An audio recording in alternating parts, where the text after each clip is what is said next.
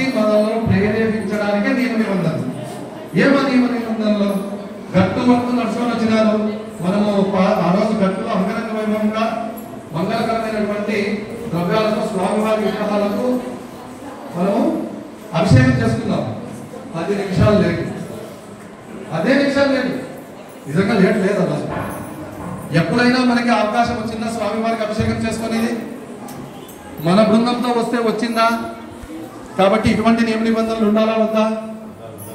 రెండవది, బాయిపాడం నడుచుకొని పోవాలి అంటే మనం ఎంత కష్టపడే వాళ్ళమో అందరికీ తెలుసు. అంగరంగ వైభవంగా 4-5 గంటలకు చాలా మంది వచ్చారు. అమ్మవారిని కన్యాదానము అయ్యవారికి మనమందరం చేసామా లేదా? మనకి ఎప్పుడన్నా భాగ్యం వచ్చిందా? ఇక్కడే స్వామి ఇచ్చాడు, నేను ఇవ్వాల, బృందం ఇవ్వాల. స్వామి ప్రేరేపించుకొని నా కోసం నడిచొస్తున్న ప్రతి ఒక్కరితోనూ కన్యాదానం చేయించాలని ఆయన అనుకున్నాడు కాబట్టి చేసుకున్నాం. అటువంటి కార్యక్రమాలు మన జీవితంలో ఎప్పుడైనా మనం చేస్తున్నామా? నేను కూడా చేసుకోలే.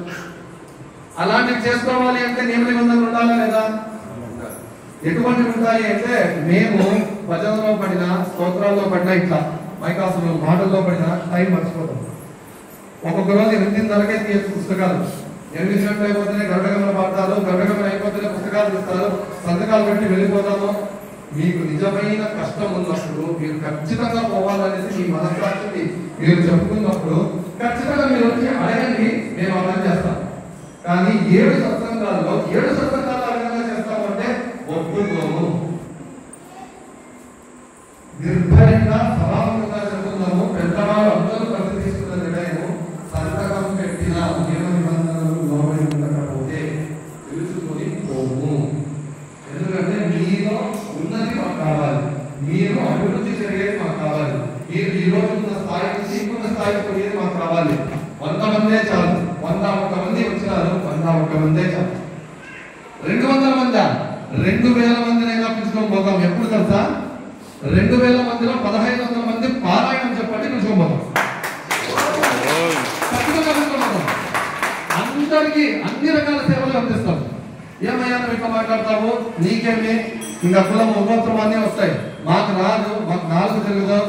గతిస్వం పాదయాత్ర పెట్టిన తర్వాత, ఒక పాదయాత్ర చేసి రిటర్న్ వచ్చిన తర్వాత, అంటే పాదయాత్ర ముగించుకొని వాపస్ వచ్చిన తర్వాత ఈ రోజుకి 11 మంది కొత్త సభ్యులు పారాయణం నేర్చుకున్నారు, నేర్పించడం జరిగింది.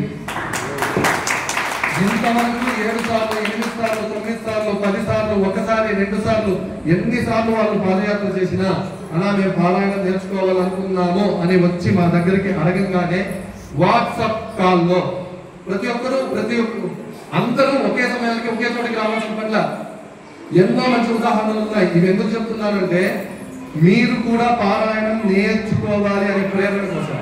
పారాయణం నేర్చుకోకపోతే పాదయాత్ర చేయనీరా అంటే ఖచ్చితంగా పారాయణం మీ నోట్లో పలికించి పారాయణం చేపిస్తాం, పాదయాత్ర చేపిస్తాం, ఖచ్చితంగా పలికిస్తాం. లాస్ట్ ఇయర్ నంబర్ ఇచ్చాం కదా, అదే విధంగా ఉదాహరణలు చెప్పి ముగించేస్తాం.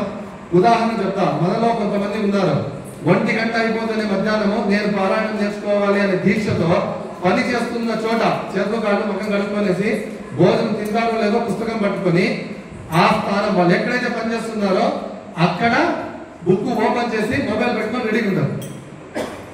పని ఆఫీస్ లో ఏసీ కింద కూర్చొని చేసేది కాదు, వేలదారి పని.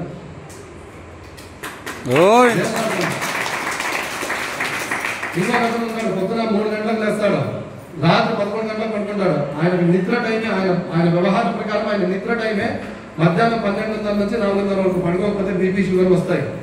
పర్వాలేదు, పారాయణం నేర్చుకోవాలి అని చెప్పి నిద్రపోకుండా కూడా